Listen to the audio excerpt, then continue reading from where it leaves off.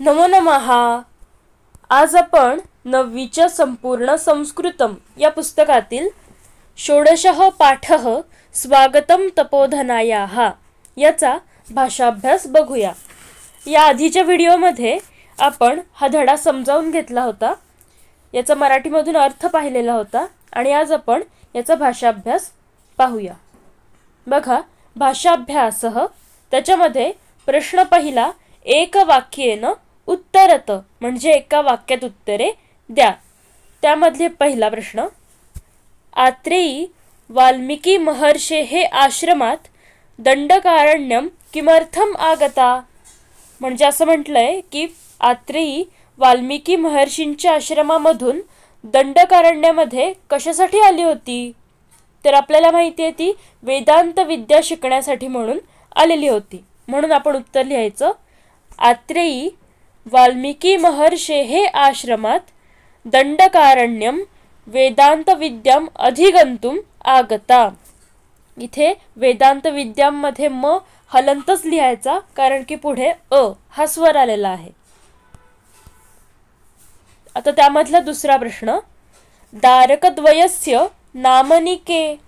तर दारक म्हणजे काय, तर मुलगा, आणि द्वय म्हणजे दोन. तर त्या दोन मुलांची नावं काय होती. जे वाल्मिकी ऋषींच्या आश्रमात जी दोन मुलं आली होती त्यांची नावं काय होती. तर लवकुशौ किंवा कुशलवौ, म्हणजे कुश आणि लव अशी हे दोघं जण तिथे आले होते. म्हणून लवकुशौ असं लिहू शकता किंवा कुशलवौ इति दारकद्वयस्य नामनी, ही त्या दोन मुलांची नावं होती. वाल्मिकी माध्यान्हदिनसवनाय कुत्र अगच्छत. म्हणजे वाल्मिकी ऋषी माध्यान्हदिन म्हणजे दुपारच्या वेळी, दुपारची काही विधी करण्यासाठी म्हणून कुत्र म्हणजे कुठे, कुठे गेले होते. तर आपल्याला माहिती आहे ते तमसा नदीच्या तीरावर गेलेले होते. म्हणून आपण लिहायचं, वाल्मिकी माध्यान्हदिनसवनाय तमसा नदीतीरम अगच्छत. आता चौथा, क्रौंचाः विलापम श्रुत्वा महर्षेः मुखात कीदृशी वाणी प्रसृता. म्हणजे त्या क्रौंचीचा विलाप ऐकून, आक्रोश ऐकून महर्षींच्या तोंडामधून कशा प्रकारची वाणी बाहेर पडली किंवा निघाली. तर क्रौंचाः विलापम श्रुत्वा महर्षेः मुखात अनुष्टुपछंदसा अश्रुतपूर्वा दैवी वाणी प्रसृता. अश्रुतपूर्वा म्हणजे कशी, यापूर्वी कधीही ऐकलेली नाही अशी दैवी वाणी, आणि ती कशामध्ये आहे, अनुष्टुप छंदामध्ये. अनुष्टुप छंदातली अशी अश्रुतपूर्व दैवी वाणी त्यांच्या तोंडामधून निघाली. ब्रह्मदेवः वाल्मिकीं किम आदिशत. म्हणजे ब्रह्मदेवांनी वाल्मिकींना काय आदेश दिला. तर कशाचा आदेश दिला की तुम्ही रामायण रचा किंवा रामायणाची रचना करा. म्हणून आपण लिहिणार, ब्रह्मदेवः वाल्मिकीं आदिशत रचय रामचरितम. हा झाला पहिला प्रश्न, एक वाक्यानं उत्तरत. आता दुसरा आहे, माध्यम भाषया लिखत. माध्यम भाषेमध्ये उत्तर लिहायचंय. त्यामध्ये पहिला, आत्रेयाः प्रथमः अध्ययन प्रत्यूहः कः. म्हणजे आत्रेयीचा पहिला अध्ययनातला अडथळा कोणता होता. तर त्याचं उत्तर बघा, स्वागतम तपोधनायाः या पाठामध्ये उत्तर रामचरितम या नाटकातील वनदेवी आणि आत्रेयी यांचा संवाद घेतला आहे. आत्रेयी ही तपस्विनी वाल्मिकींच्या आश्रमातून वेदांत विद्या शिकण्यासाठी म्हणून दंडकारण्यात आली. तिला तिथे आलेली पाहून वनदेवतेला खूप आश्चर्य वाटले. वास्तविक इतर ऋषी वेदांताचा अभ्यास करण्यासाठी वाल्मिकी ऋषींच्या आश्रमात जातात. असे असताना आत्रेयी तिकडून इथे दंडकारण्यात कशी आली असा प्रश्न वनदेवतेला पडला. जेव्हा तिने हाच प्रश्न आत्रेयीला विचारला तेव्हा आत्रेयीने वाल्मिकी ऋषींचा आश्रम सोडून दंडकारण्यात येण्याचे कारण सांगितले. वाल्मिकी ऋषींच्या आश्रमात आत्रेयीच्या अध्ययनात एक अडथळा निर्माण झाला होता. वाल्मिकी ऋषींच्या आश्रमात लवकुश नावाचे 2 मुले आली होती. गेली 11 वर्षे वाल्मिकींनी त्यांचा सांभाळ करून त्यांना विद्यादान केले. ते दोघे अतिशय कुशाग्र बुद्धीचे होते. अतिशय बुद्धिवान अशा त्या दोघांबरोबर आत्रेयीसारख्या सामान्य विद्यार्थ्यांना शिकणे शक्य नव्हते. या अडथळ्यामुळे आत्रेयी दंडकारण्यात आली होती. हे झालं पहिल्याचं उत्तर. आता दुसरा बघा. ब्रह्मदेवेन रचय रामचरितम इति वाल्मिकीः किमर्थम आदिष्टः. म्हणजे असं म्हटलंय की ब्रह्मदेवाने असं सांगितलंय वाल्मिकींना किंवा आदेश दिलाय की रचय रामचरित. तर हे कशासाठी त्यांनी असा आदेश दिला? किमर्थम म्हणजे कशासाठी. आता त्याचं उत्तर. स्वागतम तपोधनायाः या पाठामध्ये भवभूतीच्या उत्तर रामचरितम या नाटकातून वनदेवी आणि आत्रेयी यांचा संवाद घेतला आहे.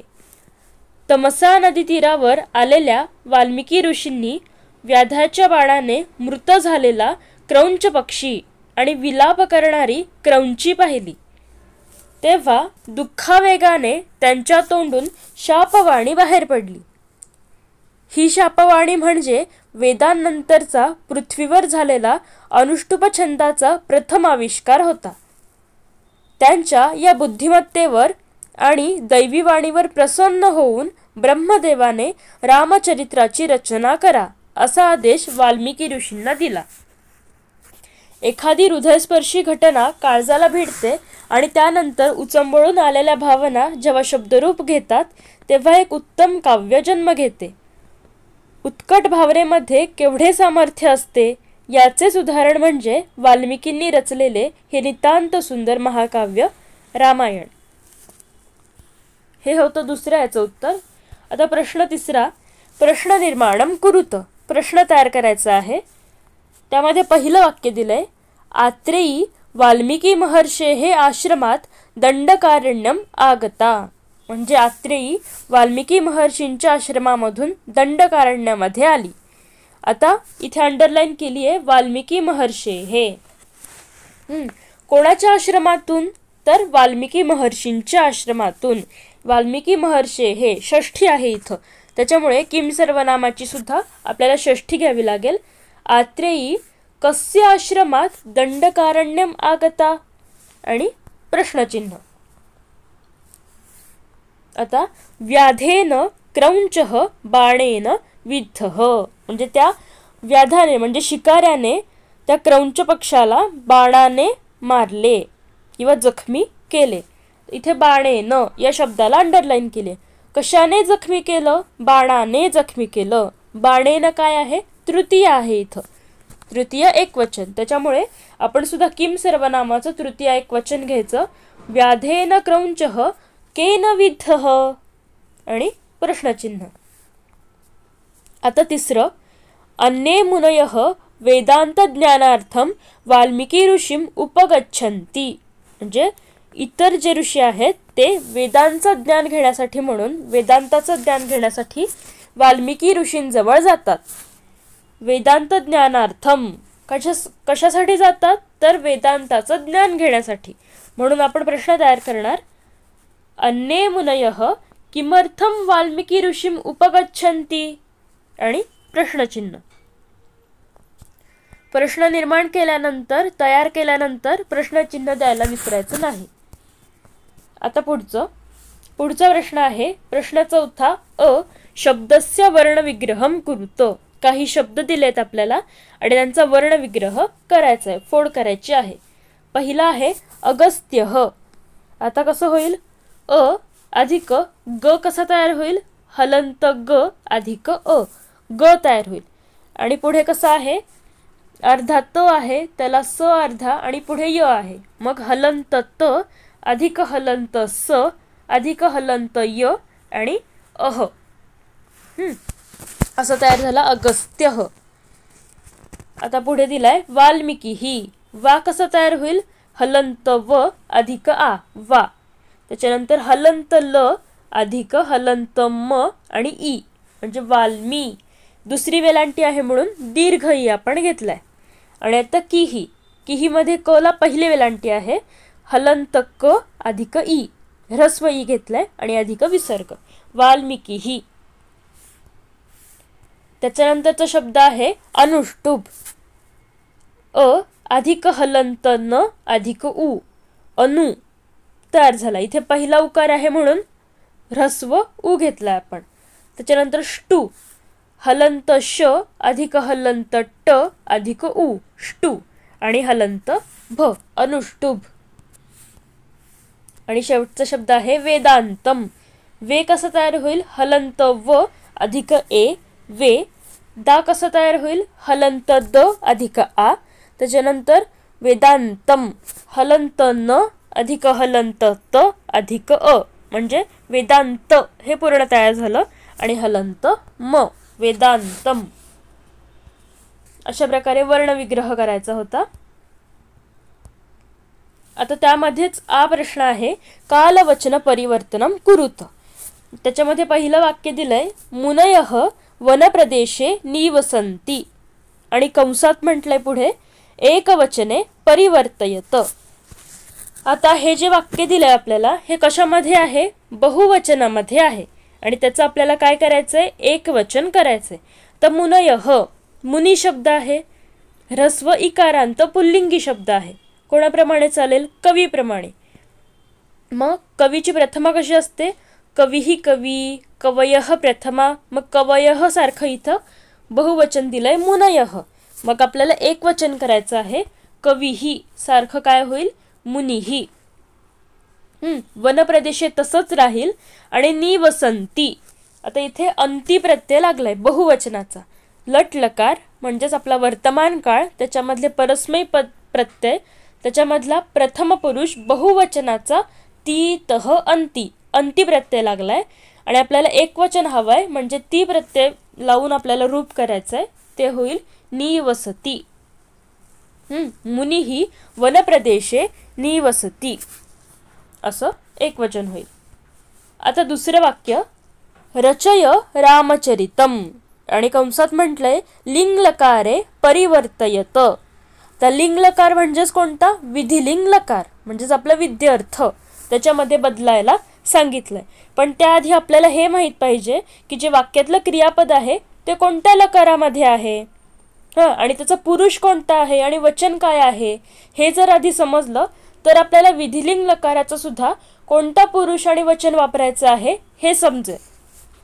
आता बघा, रचय, याच्यामध्ये कोणता लकार आहे?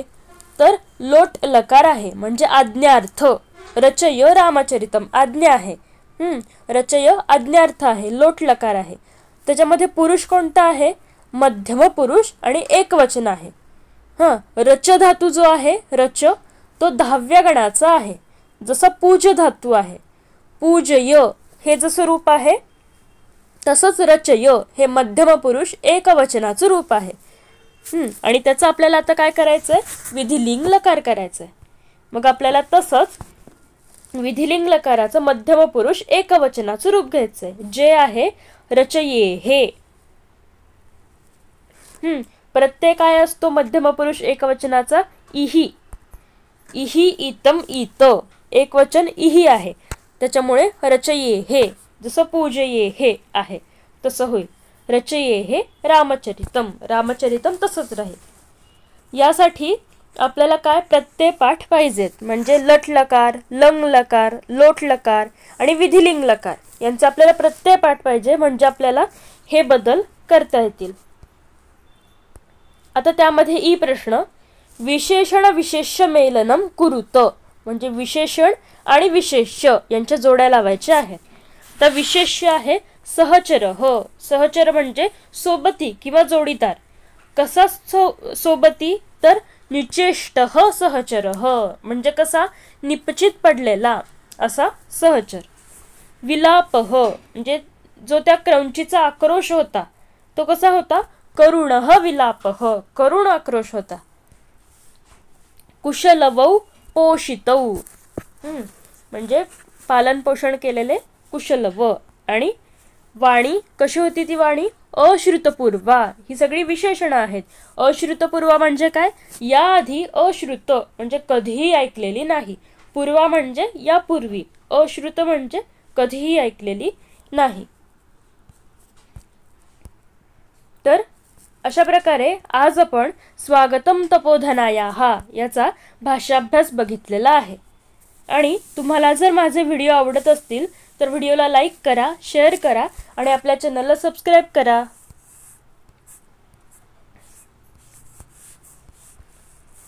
चला तर पुन्हा भेटूया पुढच्या भागात. पुनर्मिलामः. धन्यवादः.